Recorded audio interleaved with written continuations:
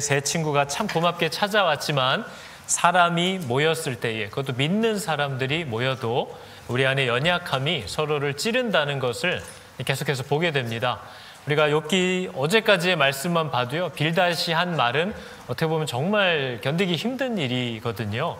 너의 자녀들이 자녀 10명을 잃은 아빠한테 찾아와서 너의 자녀가 죽은 걸 보니까 분명히 하나님 앞에 문제가 있는 거다. 그의 죄의 대가를 당한 거다. 이런 식의 얘기를 했으면 저 같으면 저랑은 끝입니다. 이제 그 친구와 더 이상 얘는 만날 애가 아니구나. 얘는 상종할 만한 애가 아니구나. 아마 이렇게 말을 섞지 않으려고 했을 것 같아요. 근데 욥은 그 빌닷의 주장에도 옳은 말이 있다는 것에 대해서 일단 동의합니다. 그 친구의 말 가운데 그래 맞아. 사람이 어떻게 하나님 앞에서 의로울 수가 있냐. 나도 안다. 내가 지금 내가 뭘 그렇게 잘못했지라고 말은 하지만 사람이 하나님 앞에서 의로울 수 없다라는 사실을 나도 안다. 막상 하나님 앞에 가서 얘기하기 시작하면 그분이 1000마디를 얘기하셔도 내가 한마디도 반박하지 못할 거다. 분명히 뭐 그런 분이고 나도 그분 앞에서 온전치 않음을 안다는 거죠. 그리고 누가 그분을 대적하면서 형통하게 살 수 있느냐? 그분을 대적하고 범죄하고 살면 당연히 그분에게 얻어맞을 수 있고 복이라고 하는 것들을 누리지 못하는 그런 하나님의 심판을 당연히 당할 수 있다는 걸 나도 안다. 그런데 이제 문제는 뭐예요? 우리와 그분의 차이가 뭐냐는 거죠. 그분이 일을 하셔도 나는 그분이 나를 위해 일하시는 줄도 아마 모를 거다. 그게 그분과 나와의 차이라는 걸 얘기합니다. 왜냐하면 그분은 사람의 지혜나 머리 이런 것으로 예측하거나 측량하거나 다 설명해낼 수 있는 그런 작은 하나님이 아니라는 거예요. 그분은 측량할 수도 없고 셀 수도 없는 인간의 입장에서 볼 땐 진짜 기이한 일을 행하시는 분이시기 때문에 그분이 내 앞으로 만일 지나가셔도 나는 지나가신 줄도 모를 거다. 그분이 내 앞에서 막 바쁘게 움직이고 계셔도 나는 그분이 나를 위해서 그렇게 움직이고 계시는지조차 자각하지 못할 거다. 내가 그렇게 하나님이 뭐 하시는 줄도 모르는 주제에 하나님이 어떤 일을 하셨다고 한들 내가 가서 이거 왜 이렇게 하시는 거냐고 내가 감히 지적할 수 있겠느냐. 그럴 수 없다. 그의 주장에 옳다라는 걸 나도 그 말이 뭔지를 안다. 그분과 내가 그렇게 다르다. 또 내가 그분 앞에 온전하지 못하다. 이런 것들을 이제 인정합니다. 그래서 오늘 욥의 이 내용들을 보면요. 사람이라는 존재에게는 저와 여러분 얘기잖아요. 사람이라고 하는 존재에게는 한계가 있다는 것을 성경은 분명히 얘기해주고 지금 이 납득할 수 없는 상황에서도 욥이 자기의 한계를 인정합니다. 여러분 한계를 인정할 줄 알면 그 사람은 정말 지혜가 있는 겁니다.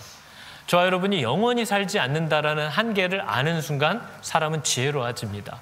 사람은 자신의 지식과 생각과 이런 모든 것들이 한계가 있어서 그 한계를 넘어가면 더 이상 자기가 이해할 수도 깨달을 수도 설명할 수도 없다라는 그 한계를 알면 사람은 사실 지혜로울 수 있다는 거죠. 여러분 한계라는 단어 뜻이 저거잖아요. 다다를 수 없는 범위예요. 내 힘이 닿을 수 없는 범위. 내 생각이나 지식이 닿을 수 없는 범위. limitation이 있다는 거죠. boundary가 있다는 거예요. 사람에게는요. 여러분은 이걸 인정하십니까? 이게 인정돼야 다음이 진행이 됩니다. 내가 한계가 있다는 걸 사람이 공식적으로는 다 인정합니다. 그러나 비공식적인 우리의 삶의 영역에서는 우리가 이걸 잘 인정 안 하죠. 그래서 내가 맞고 내가 옳고 내가 안다라고 우리가 확신하기 때문에 우리는 삶에서 부딪힐 수밖에 없고 마음이 어려워질 수밖에 없는 자리들을 만나는 거죠. 그러나 성경도 얘기했고 오늘 욥도 얘기했듯이 내가 이런저런 얘기를 하고는 있지만 나에게 한계가 있다는 걸 왜 모르겠냐라는 걸 얘기합니다. 여러분 한계를 가진 인간과 한계가 없는 하나님 이 두 존재가 함께 할 때에 일어나는 불편함을 이해할 필요가 있습니다. 그렇죠? 여러분 사람에게는 한계가 있어서요. 예를 들어 사람 귀가 들을 수 있는 능력이 있죠. 근데 사람 귀가 들을 수 있는 능력도 20Hz 미만은 못 듣는데요. 소리가 없는 게 아닌데 예를 들어 오리털이 잠바에서 빠져가지고 하늘하늘 떨어져서 카페트 위에 딱 떨어지는 소리를 들을 사람은 아무도 없습니다. 그러나 그게 소리가 없다는 뜻은 아니에요. 거꾸로 소리가 너무 커도 사람은 이제 듣지 못한답니다. 그게 어떻게 보면 복인 거죠. 지구가 자전하는 소리는요, 실제 어마어마해서 그걸 사람이 들으면 죽을 수도 있습니다. 근데 잘 들어보세요. 들을 수도 있어요. 지구가 자전하는 소리가 있어요. 어마어마한 소리입니다. 속도가 엄청나기 때문에. 그러나 한계를 넘어섰기 때문에 사람들이 그 소리는 못 듣는 거죠. 그래서 사는 겁니다. 그래서 사람이 못 듣는다고 없다는 뜻은 아니에요. 그게 우리들이 인정하고 있는 한계입니다. 사람을 하다못해 자기가 얼마만큼 먹을 수 있는지의 한계도 자꾸 까먹어요. 저도 과식을 식탐이 있거든요. 그래서 제가 배가 고프면 이걸 다 먹을 수 있을 거라는 진짜 제가 장난이 아니라 정말 믿음이 있습니다. 내가 진짜 지금 이거 다 먹을 수 있을 것 같아 하고 시켜요. 제 아내가 항상 말려요. 그러나 제가 정말 화를 냅니다. 내가 지금 얼마나 배고픈지 당신이 모른다. 그래서 내가 지금 이걸 넉넉히 먹고도 남음이 있다 하고 항상 싸웁니다. 다 못 먹는 거죠. 사람은 어떤 상황에 다다르면 자기의 한계를 계속 까먹고 자기의 한계를 잊어버립니다. 특히나 사람은 자기가 모르는 부분에 있어서도 자기가 모른다는 것을 잘 인정하지 않는 사람들입니다. 자기가 모르는 분야에 있어서도 사람은 아는 척을 하고 싶어 해요. 우리는 뭐 손흥민한테도 훈수를 두는 사람들이니까 축구는 다 개발로 하면서도 하여튼 국가대표들이 축구하는 걸 보면서도 아이고 그냥 내가 말하는 대로만 하면 다 될 것처럼 얘기를 하는 게 우리들이라는 걸 우리가 볼 수 있는 거죠. 그러니 자기가 조금이라도 배웠고 자기가 조금이라도 안다고 생각하는 부분에 있어서 우리들이 얼마나 교만할 수 있을까는 말 안 해도 아는 겁니다. 아이고 하는 거죠. 정말 내가 그거에 대해서 완벽하게 안다는 생각을 하는 겁니다. 그게 사람의 원죄입니다. 내가 하나님이 되려고 하는 것. 내가 모든 것에 있어서 통제할 수 있어야 되고 알아야 되고 이해할 수 있어야 된다라는 그 탐심이 우리 가운데 죄악으로 있다라는 걸 아는 거죠. 제가 예전에도 한번 설명해 드렸던 예였는데요. 예전에 한국의 1993년도에 연천 지역에서 예비군 훈련을 하다가 예비군 19명이 폭탄이 터지면서 죽었던 일이 있었어요. 그래서 정말 많은 사람들이 죽고 다쳤거든요. 근데 그 내용이 이제 조사하면서 나온 내용이 그거였어요. 여러분 예비군들이 뭐 얼마나 잘 알겠어요. 그 폭탄이나 이런 거에 대해서. 근데 그때 이제 훈련이 155mm 견인포, 이제 동원 훈련하던 중에 155mm 고폭탄이 있거든요. 이만한 고폭탄이 있는데 그 탄두가 사람이 이렇게 손으로 통 친다고 터지냐, 아니면 이런 건 정말 기계가 제대로 땅 때려줘야 터지냐, 이게 이제 예비군들끼리 싸움이 붙은 거죠. 남자들이 일찍 죽는 이유가 있어요. 그래서 자기들끼리 싸움이 붙어서 한 사람이 이제 아는 척을 하는 거죠. 내가 박격포 들고 다녔다 이거예요. 그래서 야, 이런 거는 아무리 사람이 이런 손망치로 땅땅 친다고 안 터져. 그랬더니 또 다른 사람이 알지도 못하면서 또 한마디 하고 싶은 거죠. 야, 이거 터질 수도 있어 라고 얘기한 거예요. 그래서 망치로 때리면 터진다 파, 망치로 때려도 안 터진다 파가 이제 말로만 싸운 거죠. 말로만 막 싸우다가 격앙되니까 때리면 안 터진다 파에 망치를 들고 계시던 분이 안 터진다니까 하고 땅 쳤어요. 그리고 저렇게 된 겁니다. 그러니까 사람이 예비군이 고폭탄이 어떤 원리인지를 도대체 어떻게 알아요? 자기 한계를 알아야죠. 근데 사람들은 자기의 한계를 인정하지 않아요. 그리고 그걸 가지고 싸우다가 사실 우리들도 교회 안에서도 가정 안에서도 다 저렇게 죽는 겁니다. 사람이. 그거 아니야 라고 하다가 자기가 알지도 못하면서 자기가 진짜 그 일이 어떻게 진행됐고 어떤 내용인지도 모르면서 우리는 다 안다고 생각해서 편 갈아서 싸우다가 저런 일을 만나게 되는 거죠. 그래서 한계를 가지고 있다는 걸 사람이 인정하는 건 굉장히 중요한 지혜입니다. 내가 한계가 있어서 내가 모르는 분야가 있다는 걸 알아야 되고요. 내가 아무리 애써도 이해하지 못하는 때가 있다는 것도 아는 건 되게 중요합니다. 그런데 사람이 한계를 가졌으면서도 여러분이 잘 기억하셔야 돼요. 모순된 말을 계속합니다. 하나님한테. 저와 여러분은 한계가 있거든요. 근데 한계가 없으신 하나님이 하시는 일에 대해서 반드시 나를 이해시켜야 된다라고 우리는 자꾸 주장합니다. 하나님이 도대체 이 일을 지금 왜 이렇게 하시는지에 대해서 나를 설명해야 된다. 나를 가르쳐줘야 된다. 내가 납득하도록 하셔야 된다. 근데 문제는 뭐예요? 그분은 한계가 없으신 분이고 나는 한계 안에 갇혀있는 사람이라서요. 여러분, 사람은 같은 사람끼리도 서로 설명하기 어려운 일들이 많습니다. 사람인데도요, 나보다 좀 어린 아이들을 키우다 보면 그 어린 아이의 때에는 아무리 설명해주고 눈앞에서 보여줘도 이해를 못하는 때가 있습니다. 근데 하나님과 우리와의 차이는 그 정도의 차이도 아니라는 거예요. 그래서 우리가 욥기를 보면 뭐예요? 하나님이 나중엔 답답한 나머지 어떻게 욥아 우박 창고 한번 볼래? 내가 예전에 이 땅에 토대를 놓을 때 어떻게 했는지 한번 보련? 말해주면서 눈앞에서 막 그 우주의 원리를 보여줘도 욥이 뭐예요? 하나도 이해하지 못하더라는 거죠. 그게 하나님과 우리와의 차이예요. 이걸 인정하는 건 중요하다는 걸 우리가 알면서도 우리는 매사에 이해할 수 없는 사건을 만나면 하나님한테 이거를 빨리 설명하라고 요구합니다.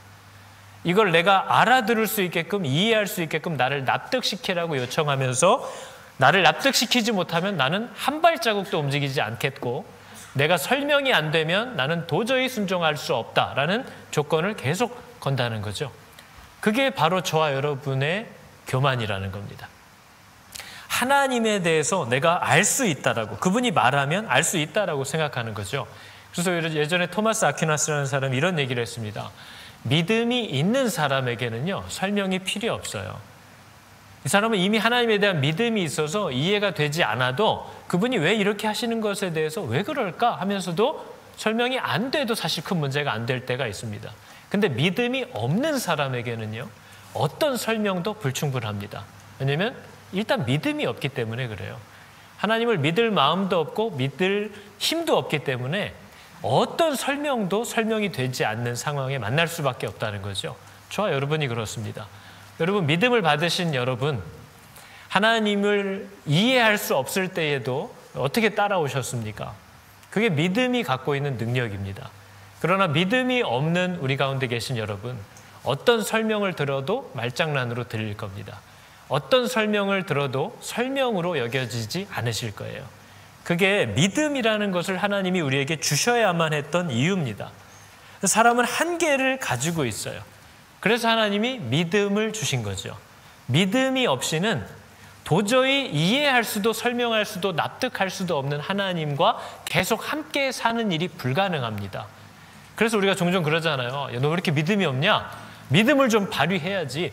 믿음을 가져야 하나님이 구원해 주시지. 근데 여러분 말을 잘해야 됩니다. 우리가 진리를 설명할 때는 단어 선택을 잘해야 되고요. 문장 구조를 잘 만들어야 돼요. 믿음이 있어야 구원해 주지 그러면 구원은 우리의 노력으로 받는 게 되어버립니다. 믿음이 내가 있어야 믿음을 발휘해야 믿음을 사용해야 하나님이 그걸 보시고 기특히 여겨서 구원해 주시지. 이게 복음인가요? 복음은 이런 내용을 얘기한 적이 없죠. 사람은 믿을 수가 없어요. 왜냐하면 보이지 않고 이해할 수 없는 한계 속에 있기 때문에 보이지도 설명되지도 않는 하나님을 믿을 수 있는 가능성이 없습니다. 그래서 하나님이 우리들을 은혜로 구원하시는 거죠. 그래서 구원이라는 선물을 받은 사람에게는 선물로 믿음이 주어지는 겁니다. 그래서 구원받으면 믿음이 생기는 거예요. 내가 믿음을 발휘해서 구원을 받는 게 아니고요. 구원이라는 은혜를 받으면 믿음이 선물로 주어집니다. 그래서 구원받은 사람에게는 뭐가 나타나는 거예요? 하나님에 대한 믿음이 나타나는 거예요. 그건 내가 발휘하는 게 아니에요. 그래서 이게 도저히 납득도 안 되고 설명도 안 되고 짜증나서 진짜 더 이상 못 해먹겠다고 하면서도 뭐예요? 나를 건져주신 그분이 준 그 믿음이 내 안에 선물로 들어와 있어서 내가 그분을 자꾸 신뢰하게 됩니다. 그리고 그분을 따라가게끔 되는 그 힘이 믿음 안에 이미 주어져 있다는 사실을 알라는 거죠. 그런데 성경에 보면 자꾸 너의 믿음을 사용하라고 이제 권면하는 모습들을 봅니다. 그건 뭐예요? 여러분 믿을 수 없는 상황에 믿음을 사용하라라고 하면 그 믿음이 내 안에 있는지 없는지가 이제 조명되는 거죠. 믿음이 없는데 사용하려고 해보세요. 사용되지 않습니다. 그러나 믿음이 있는 사람들은 낙심되고 이해될 수 없고 정말 아무 힘을 낼 수 없는 상황에서도 그 믿음이 이 사람을 이끌어간다는 것을 경험하게 됩니다. 그게 여러분 놀라운 신비고 하나님의 선물인 거죠. 그래서 저와 여러분이 그렇게 울며 불며 난리를 치고 괴로워하고 나는 이거 못 받아들이겠다고 하고 난 이거 도저히 이해가 안 된다고 하면서도 더 이해가 안 되는 건 뭐예요? 그러면서도 하나님을 계속 쫓아갑니다. 그게 하나님을 이해할 수 없는 사람들을 건지시기 위하여 주신 믿음이라는 선물입니다. 그게 구원받을 때 우리에게 주어지는 거죠. 그게 바로 하나님의 말씀을 들을 때 우리에게 주어지는 믿음이라는 겁니다. 그 믿음이 우리에게 주어졌다는 건 뭐예요? 우리의 구원이 약속되고 있다는 겁니다. 하나님이 그 믿음을 통해서 우리를 부르고 계시다는 거죠. 그래서 여러분, 욥기를 보면서도 우리가 느끼지만요, 우리가 아무리 배우고 똑똑해도 세상에 있는 지식의 몇 % 정도를 알 수 있을까요? 옆 사람하고만 상의해 보시겠습니까? 이 세상에 되게 많은 지식들이 있거든요. 내가 그걸 몇 % 정도 알고 계신 것 같으세요? 저기 아마존 어디 정글에 가도 거기에서 살면서 필요한 지식들이 많이 있고, 세상엔 지식이 너무 많거든요. 몇 % 정도 아는 것 같으세요? 진짜 얘기를 하시네요, 옆 사람한테. 정말 교만하기가 이를 데가 없네요. 여러분, 1%라고 해도 진짜 교만한 거예요. 어떻게 우리가 1%를 알아요? 제가 예전에 그 어떤 다큐멘터리를 보다가 깜짝 놀란 게요, 바다 심해에 관한 다큐멘터리였거든요. 유튜브에도 나와 있어요. 한번 찾아보세요. 심해 바다에 가면 저와 여러분이 갈 일이 없습니다. 갈 수도 없고, 아주 깊은 심해라서요, 그 안에 땅에서부터 광물이 녹아서 분출돼 나오는, 물처럼 막 분출돼 나오는 그 분화구들이 막 땅에 있어요. 근데 거기서 나오는 이 물이 얼마나 뜨겁냐면 400도가 넘어요. 그죠? 거기 사람이 못 가겠죠. 기계가 가서 보는 거예요, 그거를. 근데 그 지역에 물고기가 살아요. 그 지역에 그 분화구, 바로 그 분화구 주변을 개들이 막 기어다녀요. 그래서 그 개는 잡아서 끓는 물에 넣어도 안 익어요. 얘는 400도 물에서 다니는 애예요. 근데 오늘 아마 이 얘기 처음 듣는 분도 계실 거예요. 우리가 얼마나 알고 있을까요? 우리가 그렇게 많이 알고 있는 게 아니에요. 그런데 진짜 사람은 너무너무 대단하다고 느껴요. 사람은 자기가 1%도 모르는데, 자기의 한계를 부인하지 않는데 유독 하나님은 없다고 단정해요. 대단한 거죠. 이게 성경이 말하는 원죄라는 겁니다. 내 위에 누가 있는 거 싫어요. 사람은 그렇게 자기가 모든 걸 아는 게 아닌데도 1%를 안다 쳐도 하나님이 다른 99%에 계시면 어떡하려고? 자기가 하나님은 확실히 없다고 주장하고 다니는 것이 이제 저희들입니다. 그게 바로 저와 여러분들이 하나님과 동행하는데 힘들게 되는 이유예요. 한계를 인정한다고 말로는 하지만 우리는 하나님과 함께 동행하면서 그분과 내가 다르다는 것, 내가 그분을 다 이해할 수 없다는 것을 실제로는 받아들이려고 하지 않습니다. 인정하지 않아요. 그래서 굉장히 격분합니다. 하나님이 계시면 일을 이따위로 할 수는 없다고까지 얘기합니다. 그게 뭐예요? 자기가 하나님보다 더 잘한다는 거잖아요, 결국은. 그게 사실 우리 가운데 있는 교만이라는 죄예요. 그래서 성경은 하나님이 가르쳐 주시는 길로 가야만 우리가 행복할 수 있다라고 선언하는데요, 저와 여러분들은 그 말씀을 봐도 나는 내가 원하는 대로 살아야만 행복하다라고 믿습니다. 근데 여러분 아시겠지만 저와 여러분이 원하는 대로 살아도 행복하지 않다라는 것을 아마 경험한 일들이 있으실 거예요. 앞으로도 경험하실 거예요. 그리고 그걸 가장 많이 경험하고 얘기해 준 사람이 솔로몬입니다. 내가 나를 위하여 이것도 해보고 저것도 해보고 여자도 많이 더 보고 나를 위하여 포도원도 한번 만들어서 가꿔보고 부동산도 만들어보고 다 해봤는데 나에게 만족을 주지 않더라. 내가 기대하던 그 기쁨을 아무것도 주지 않더라. 근데 저와 여러분들의 대답은 뭐예요? 너는 해봤으니까 알지. 난 못 해봐서 모르겠다. 나는 내가 해봐야만 알겠다. 왜요? 나는 한 2만 년 살 거니까. 그죠? 내가 해봐야만 알 거라는 거예요. 60, 70년 살면서. 7, 80년 살면서. 100년도 못 살면서. 하나님의 약속을 믿지 않는 것이 어려서부터 우리의 습관이라고 성경이 얘기하는 겁니다. 우리 안에 있는 기본적인, 기본 탑재되어 있는 죄라는 거죠. 하나님의 말을 믿지 않는 것. 그분을 신뢰하지 않는 것. 그래서 믿음은 놀라운 겁니다. 이해되지 않는데 그분을 신뢰하기 시작하는 것. 그게 여러분 가운데 있다면 그게 얼마나 큰 능력이고 얼마나 큰 선물이고 환난 당할 때 바로 여러분을 놓치지 않고 하나님의 생명으로 이끌어줄 하나님의 은혜라는 것을 알고 감사하셔야 됩니다. 애매할 땐 몰라요. 내가 믿음이 있는 건가 없는 건가. 근데 이 믿음은 너무나 확실한 하나님의 능력이라 절망의 순간에, 사망의 순간에 여러분들을 붙잡아내고야 맙니다. 그 생명이 우리 안에 있음을 여러분 기뻐하시기 바랍니다. 그리고 그것이 뭔지를 아직 모르는 분들은 하나님이 이것을 구하는 자들에게 누구에게나 주려고 하시는 이 사실을 인하여 감사하시기 바랍니다.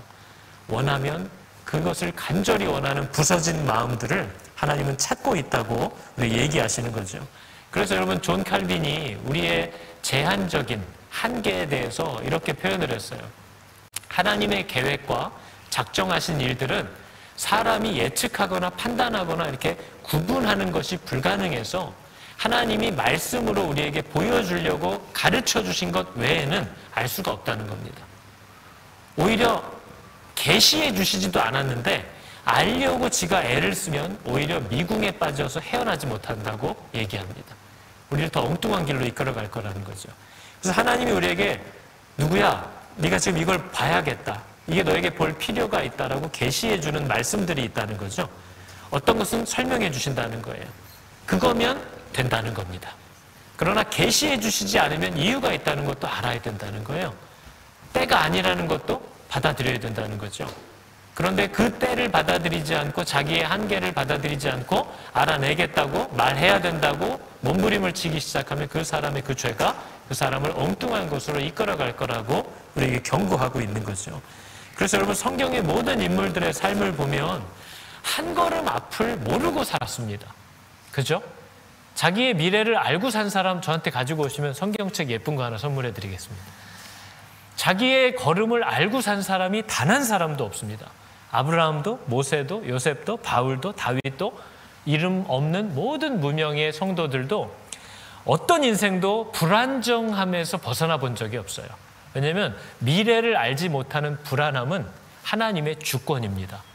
하나님은 그 미래를 절대 우리에게 주지 않아요. 왜냐하면 하나님이 우리에게 주고자 하시는 복이 뭐냐면 날마다 그분 옆에 붙어있는 그 복을 주려고 하시는 거거든요. 그래서 하나님은 절대로 우리가 하나님 없이도 이렇게 하고 자기 힘으로 가는 것을 허락하지 않는 좋은 아버지입니다.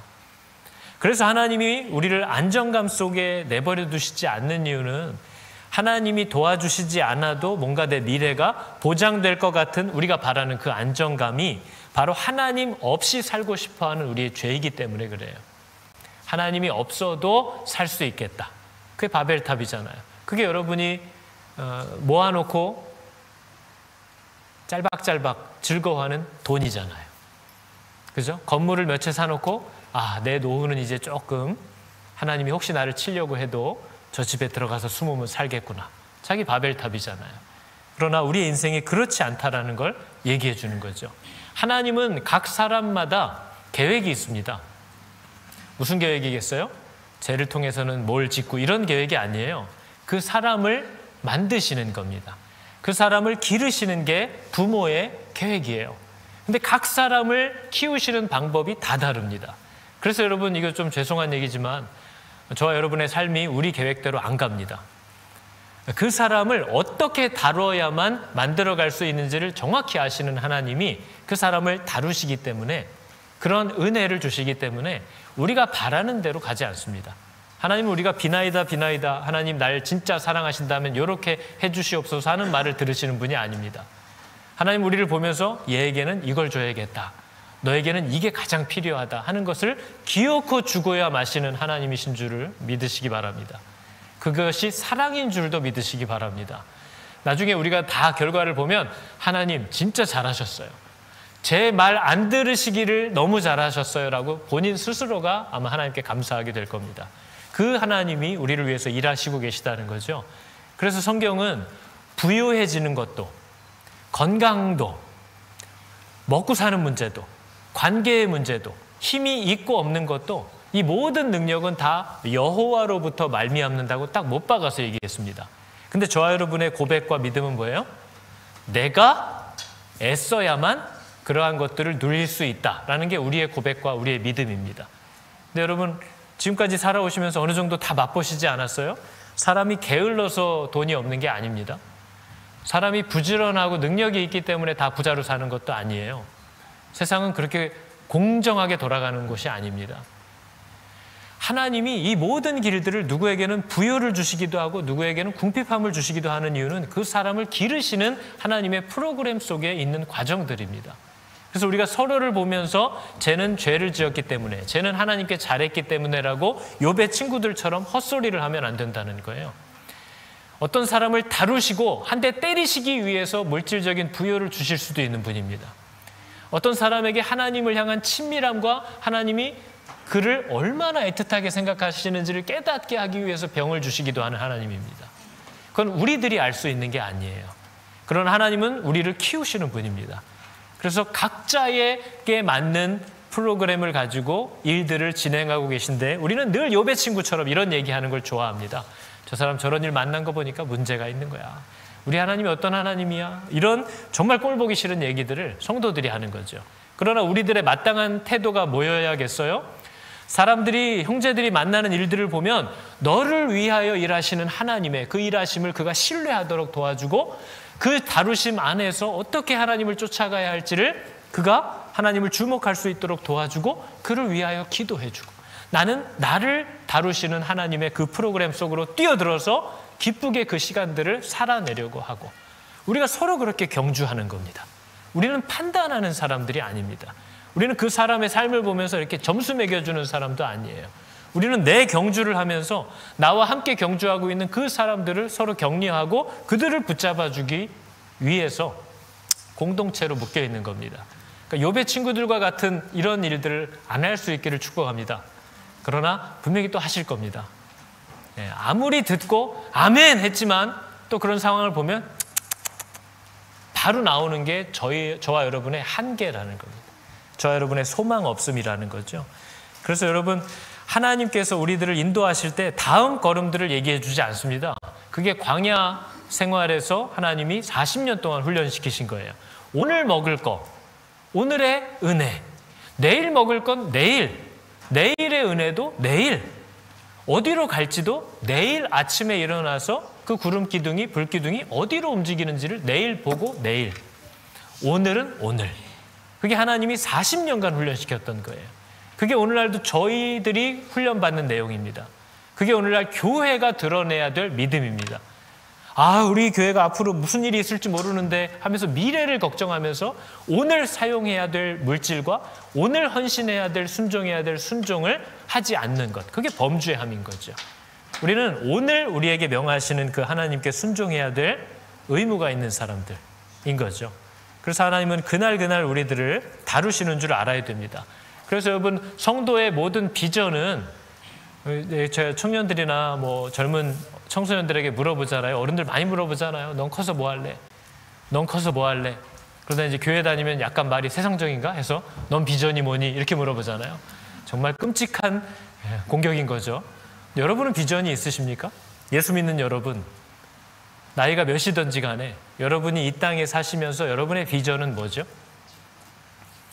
저희들이 무엇을 먹을까, 무엇을 입을까, 사실 이걸 걱정하면서 살지만 누가 물어보면 꼭 그렇게 얘기하진 않잖아요. 내가 돈을 벌려는 이유도 돈을 번다고 하기엔 너무 세속적인 것 같으니까 또 돈 열심히 벌어서 선교사를 돕고 이렇게 어떻게든 짜맞추려고 하잖아요, 저희들이. 여러분의 비전이 뭐냐 물으면 정말 뭔가요? 여러분 이 땅에 잠깐 사실 텐데요. 우리가 분명히 서로의 장례식에서 다 뵙게 될 텐데요. 여러분의 비전이 뭐죠? 사람들에게 물을 때 이걸 부담스러워합니다. 근데 하나님은 저와 여러분에게 준 비전이 하나밖에 없거든요. 하나님은 우리들에게 저는요 이때 이렇게 하고 이걸 준비해서 이러이러한 일을 하려고요 라고 그 사람이 말을 하면 그게 그 사람을 통해서 실현되는 일 맞나요? 저는 우리의 뜻대로 되는 일을 별로 본 적이 없습니다.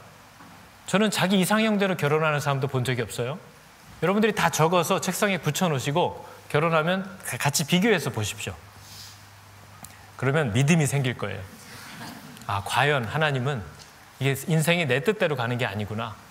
여러분이 원하는 인생을 쭉 적어놓고 여러분이 살면서 하나씩 비교해 보세요. 내가 목적을 세운다고 그 길로 가지는 게 아니구나 라는 걸 발견하게 될 거예요. 그러나 생각하지 않으면 내가 계획하는 대로 간다는 착각을 평생 믿으면서 그렇게 삽니다. 그러나 그렇지 않다라는 걸 우리에게 얘기해 줘요. 하나님이 저와 여러분에게 요구하는 비전은 하나밖에 없습니다. 하나님은 자기의 비전과 계획이 뚜렷한 사람은 오히려 쓰기가 어렵습니다. 우리를 향한 비전은요, 우리를 통해서 이루시려는 비전은 하나님이 갖고 있습니다. 하나님은 그걸 절대 우리에게 안 줘요. 궁금하면 성경을 보십시오. 많은 하나님의 사람들이 하나님의 뜻대로 사용을 받았는데요. 누구도 하나님이 자기를 그렇게 쓸 거라고 알고 간 사람은 한 사람도 없습니다. 바울이 뭘 할지에 대한 거는 하나님이 알고 계셨지 바울은 모릅니다. 요셉이 애굽의 총리가 될 거라는 건 하나님만 아셨지 요셉은 모릅니다. 그리고 왜 애굽의 총리로 세우셔야만 했는지에 대한 이유도 하나님만 아시지 요셉은 모릅니다. 그러니까 우리는 하나님과 함께 있는 게 우리의 비전이에요. 그분이 나를 쓰고 싶어 하시는 대로 쓰실 수 있도록 날마다 그분 옆에 붙어 있는 것이 사람이 고백해야 될 유일한 비전입니다. 날 통해 뭘 하실지는 누구도 몰라요. 왜요? 왜 모를까요? 왜 안 가르쳐 주실까요? 사람은 가르쳐 주면 그때부터는 자기가 방법을 생각합니다. 요셉이 만약에 애굽의 총리가 되는 줄 알았다면 요셉아 많이 서운했지? 사실 내가 너 총리 시키려고 이렇게 얘기했으면 요셉이 뭘 고민해야 됐을까요? 가만히 있어보자. 총리가 되려면 어떻게 해야 되지? 총리가 되려면 우선 누명을 쓰고 감옥으로 가야겠다 이렇게 생각이 나올까요? 하나님의 길은 사람이 알 수 없어요. 그가 알았으면 반드시 총리가 되는 엘리트 코스들을 생각하면서 밟아가야겠죠? 그러나 그 길이 아니에요. 그래서 하나님은 우리의 미래를 우리에게 주지 않습니다. 그게 하나님의 주권이라고 얘기했잖아요. 근데 우리는 그걸 답답해해요. 그리고 내 미래를 알려달라고 기도하는데 신앙생활의 거의 대부분을 씁니다. 하나님이 요구하시는 게 아니에요. 그분께 순종하라는 거예요. 근데 우리는 빨리 주도권을 나한테 넘기라는 기도를 대부분 합니다. 하나님 어떻게 하라고요? 이 남자예요, 저 남자예요. 이리로 가요, 저리로 가요. 이 회사예요, 저 회사예요. 빨리 알려줘요. 그래야 내가 영광 돌리죠. 하나님께 영광 돌리는 건 오늘 순종하라는 겁니다. 나를 어떻게 쓰실지에 대해서 묻고 거기에 순종하는 거죠. 사람의 비전은 나를 통해 이루고자 하시는 그 비전을 갖고 계신 그 하나님과 날마다 함께 사는 것뿐입니다. 그거를 여러분 비전 없는 사람처럼, 꿈 없는 사람처럼, 무능력한 사람처럼 부끄러워하지 마십시오. 그게 우리의 가장 큰 능력입니다. 날마다 오늘의 하나님 앞에 서서 오늘 내게 말씀하시는 그분의 뜻대로 움직이는 것. 그게 하나님이 모든 사람을 통하여 받으시는 영광이라고 성경이 얘기하는 거예요. 그래서 여러분 비전이 내 비전이 아니기 때문에요. 하나님이 갖고 계신 비전이기 때문에 비전의 사람들은요. 눈앞에 보여지는 결과에 따라서 낙심하거나 기뻐하거나 하지 않습니다. 비전의 사람들은요. 모든 결과 앞에서 자유롭습니다. 왜냐하면 그 일이 어떻게 될지 난 모르기 때문이에요. 그러나 내가 신경 쓰고 주목하는 건 뭐예요? 내가 오늘 하나님 앞에 순종하고 있느냐? 내가 지금 하나님을 신뢰하고 따라가려고 하느냐? 그게 오직 나의 성공과 실패의 여부일 뿐이지 내 순종과 하나님과 함께 동행하는 걸 통해서 어떤 결과들이 나타나느냐? 때로 풀리는 것 같은, 때로 안 되는 것 같은 이 결과는 다 하나님께 있는 것이지 내가 신경 쓸 일이 아닙니다. 목회가 잘 되면 내가 잘하는 건가요? 목회가 어려워지면 나 때문인가요? 하나님 앞에 나는 순종하려고 애쓰는 거고 그 모든 결과에서 자유로울 수 있어야 됩니다. 내가 그분 앞에 순종하려고 하느냐가 가장 큰 문제고 가장 큰 질문이라는 걸 알아야 되는 거죠. 그래서 여러분 지금 욥은요 이해하지 못해요. 친구들도 몰라요. 근데 자꾸 아는 척을 해요. 근데 욥은 난 도무지 모르겠다. 하나님이 나를 위해 일하신다고 한들 내가 그걸 알아챌 수가 있겠느냐. 하나님이 나한테 말씀하신다고 한들 그분이 나한테 말을 하는지 안 하는지 내가 이해할 수 있겠느냐. 심지어 맨 앞에 얘기했던 건 뭐였어요? 가령 내가 그를 부름으로 그가 내게 대답하셨을지라도 그분이 내 음성을 들었다고는 내가 믿지 아니하리라. 이게 뭐예요? 공항에 갔는데 막 연예인이 가끔 들어오잖아요. 막 귀국하면 막 사람들 엄청나게 몰려와서 막 흔들잖아요. 근데 연예인이 막 들어오는데 내가 오빠 했을 때 우연히 그 연예인이 내 쪽을 보면서 손을 흔들며 웃어줬어요. 그럼 그 사람이 나를 보고 웃었겠어요? 그냥 팬들이 와서 하니까 팬들한테 막 이렇게 손 흔들다가 내가 마침 오빠 했는데 방향이 맞아가지고 이렇게 나랑 눈이 마주친 거지 그 사람이 뭐 내가 불렀다고 나를 쳐다봤겠느냐? 나도 그렇게 생각하지 않는다. 뭐예요? 하나님이 내가 부른다고 뭐 일일이 나한테 주목하고 대답하셔야 된다라고 나도 생각하지 않는다. 내가 혹시 불렀을 때 그분이 쳐다봤다고 한들 그분이 뭐 나라서 쳐다봤겠냐? 우연히 맞았겠지. 그분이 그렇게 내가 가까이 하고 우습게 볼 뿐이 아니라는 걸 나도 안다 얘기하는 거죠.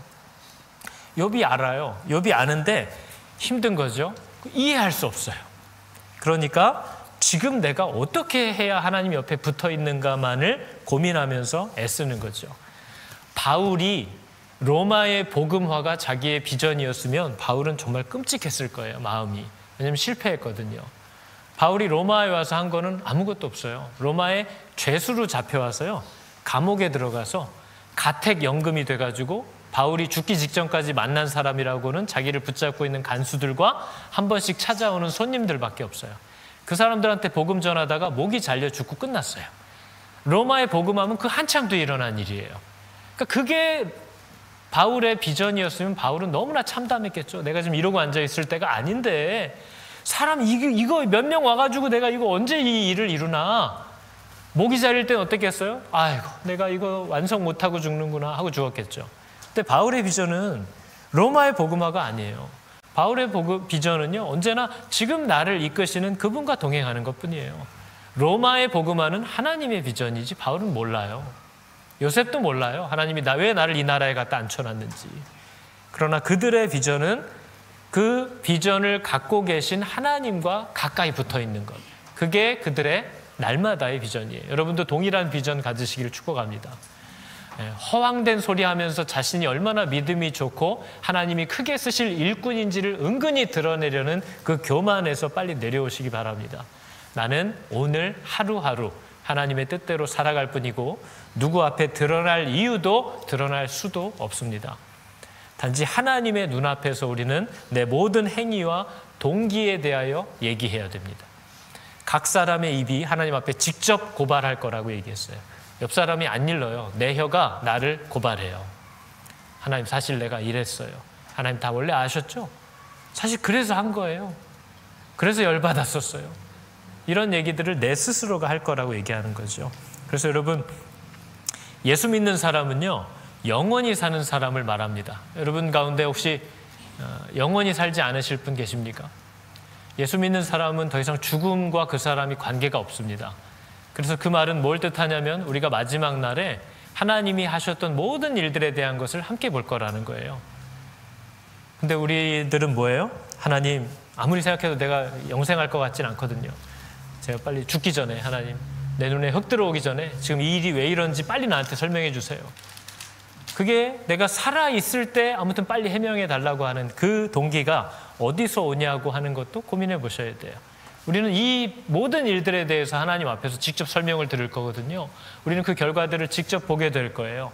그래서 그 날을 내가 기다리면서 지금의 순종을 하느냐, 아니면 내가 원하는 때에 빨리 해명하라고 하나님을 닥달하는 것으로 세월을 허송하느냐 하는 것을 기억해 봐야 되는 거죠. 여러분, 하나님께서 우리에게 오셔서 미안한데 너와 나와의 차이가 있다라는 것을 얘기합니다. 하나님은 한계가 없으신 분이고 우리는 한계가 있는 존재예요. 그래서 창조주고 피조물입니다. 근데 이 창조주가 이 피조물과 함께하기 위하여 궁여지책으로 찾아낸 방법이 뭐예요? 그분의 영을 이 피조물 안에 넣어주신 거죠. 그래서 이 피조물들이 하나님을 다 이해할 수는 없으나 그분의 마음을 품게 됩니다. 그리고 그분을 다 깨달을 수는 없지만 사랑하게 되는 일이 일어나는 거죠. 그게 뭐 때문이에요? 내가 애쓰고 배워서가 아니에요. 아무것도 모르고 글도 모르는 시골 산골의 할머니도 이 믿음을 받으면 이분을 따라갑니다. 그리고 그분을 사랑하게 돼요. 그리고 그 누구 성경 신학자보다도 하나님의 마음을 잘 헤아립니다. 그게 믿음 때문에 가능해지는 일이에요. 그래서 하나님이 그분과 우리와의 차이를 극복할 수 없다는 걸 아시기 때문에 우리에게 믿음을 주셨다는 것을 이해해야 되고, 또 우리 많은 사람들에게 주신 믿음의 분량이 다르다는 것도 인정하셔야 됩니다. 그건 비교가 아니에요.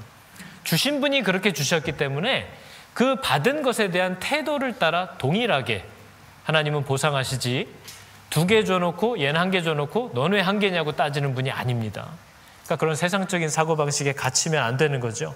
하나님이 주신 믿음의 분량이 다르고 각자의 직분이 다르고 하나님이 각 사람을 키우시는 방법이 다릅니다. 그러니까 여러분, 너무 감히 훈수 두시면 안 됩니다. 하나님이 저를 다루시는 방법이 있어요. 제가 아무리 생각해도 목사를 안 시켰으면 성경을 안 읽었을 것 같아요. 저는 지금도 목사지만 성경을 매일 펴는 게 제일 힘듭니다. 성경을 펴면서 오만 생각을 다 하고요. 성경을 펼 때까지 정말 너무나 괴로움을 느낍니다. 성경을 펴놓고도 오만 짓을 많이 합니다. 그래서 목사가 아니었으면 주일을 안 왔을 수도 있어요.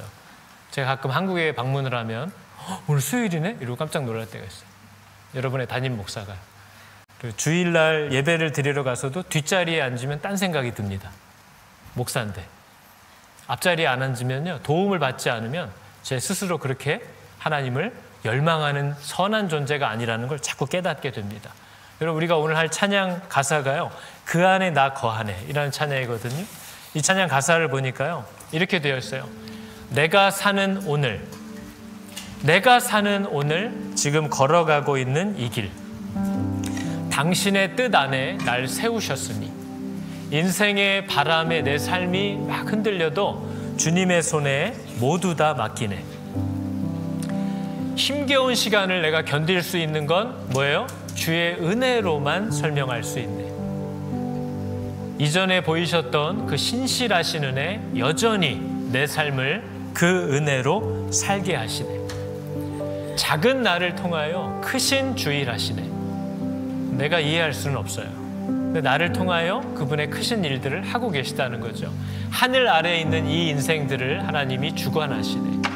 위기 앞에 내 눈은 선명히 주를 보리. 완전하신 그 사랑, 그 안에, 그 사랑 안에 나 거하네. 이게 저희들의 평생의 경주고 숙제인 줄을 여러분 아시기 바랍니다. 그 안에 거함으로써 우리가 누리는 복이 있습니다. 우리의 한계를 아는 것이 중요합니다. 자신의 한계를 인정하면서도 자기에게 일하시는 하나님의 어떤 일들에 대하여 난 도저히 이건 용납할 수 없다든지, 나는 이걸 도저히 이해할 수가 없다든지, 하나님이 이거에 대해서 나를 설득하기 전까지는 움직이지 않겠다든지 하는 게 얼마나 모순되고 어리석은 일인지를 우리가 사실 알아야 됩니다. 근데 이 말조차도 믿음을 받은 사람들은 이해하지만 아직 믿음이 없는 사람들은 설명이 되지 않습니다. 그래서 하나님이 믿음을 주시는 거죠. 언제요? 지금도 주십니다. 지금도 말씀을 들을 때 여러분에게 믿음을 넣어주시고요. 지금도 찬양 가운데 여러분에게 믿음을 주시는 분이 지금도 살아계신 하나님이심을 꼭 믿으시기 바랍니다. 다시 한번 찬양해 볼까요? 내가 사는 오늘, 걸어가는 이 길,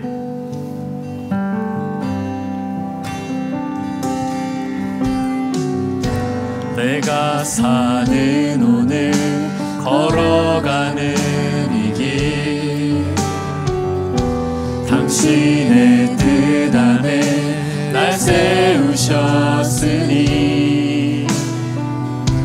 인생의 바람에 내 삶은 들려도 주님의 손에 모두 담아. 힘겨운 시간을 견디는 것, 힘겨운 시간을 견딜 수 있는 건 주의 은혜로만 설명할 수 있네.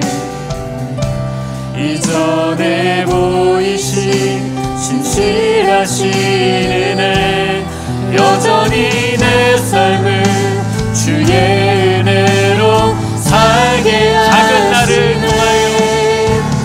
작은 나를 통하여 크신 주 일하시네. 하늘 아래 인생 주관하시네. 위기 앞에 내 눈은 선명히 주를 보리. 완전하신 사랑, 그 다시 한번 해볼까요? 내가 사는 오늘, 걸어가는 이 길,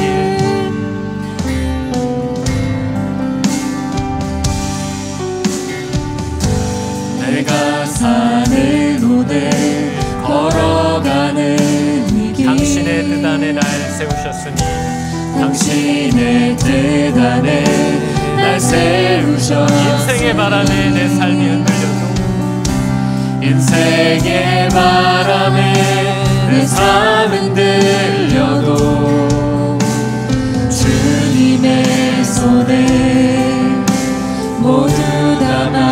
힘겨운 시간을 견딜 수 있는 것, 힘겨운 시간을 견딜 수 있는 주의 은혜로만 설명할 수 있습니다. 주의 은혜로만 설명할 수 있네. 이전에 보이신 신실하신 은혜, 여전히 내 삶을 주의 은혜로 살게 하시네. 작은 나를 통하여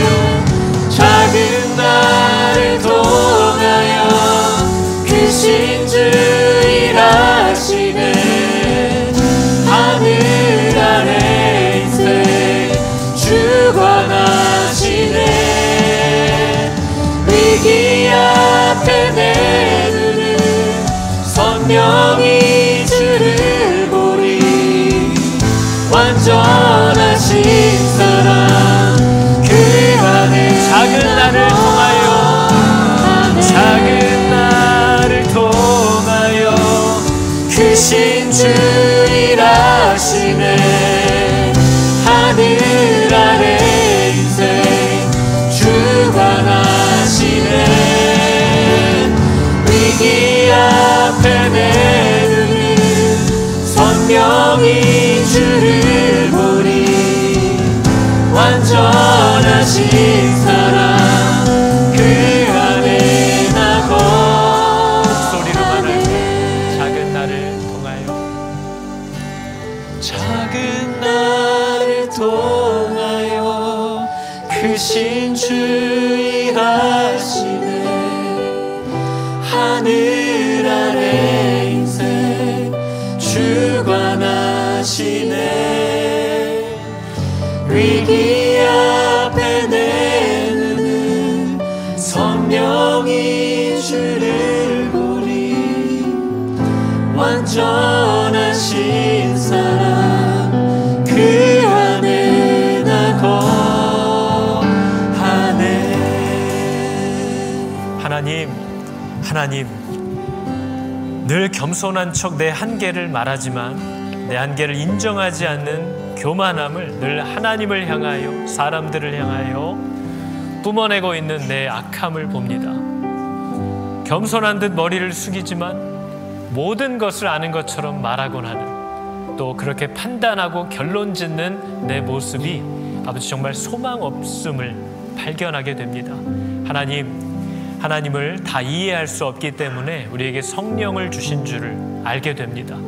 하나님의 영을 우리에게 선물로 주심은 우리가 하나님을 이해할 수 없기 때문에, 그분을 따라갈 수 없기 때문에 그 영을 우리에게 주사 하나님을 사랑하게 하시고 보지 못한 바 예수를 신뢰하게 하시는 이 놀라운 은혜를 아버지 선물로 우리 안에 넣어주시는 것을 감사합니다.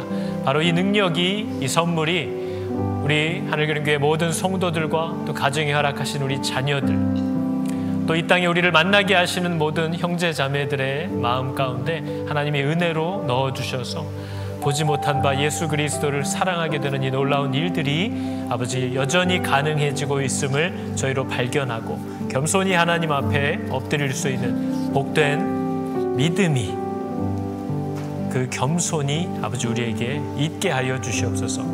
욥을 보면서 이 믿음을 받은 자들이 그 어떤 것에도 방해받지 않고 하나님을 붙잡게 되는 줄을 발견하게 됩니다. 하나님, 이 동일한 믿음 우리에게 주사, 우리 자녀들에게 주사, 사망에서 생명으로 옮겨지는 이 복된 일들이 여전히 힘있게 나타나는 교회들, 또 가정들 다 되게 하여 주시옵소서. 여호와는 내게 복을 주시고 너를 지키시기를 원하며, 여호와는 그의 얼굴을 비추사 은혜 베푸시기를 원하며, 여호와는 그 얼굴을 너희에게로 향하여 드사 평강 주시기를 원하노라. 아멘.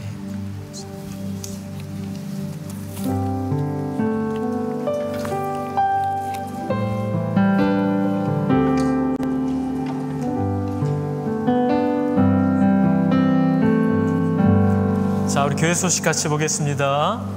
자, 여러분, 캐롤 인 더 파크가 오늘도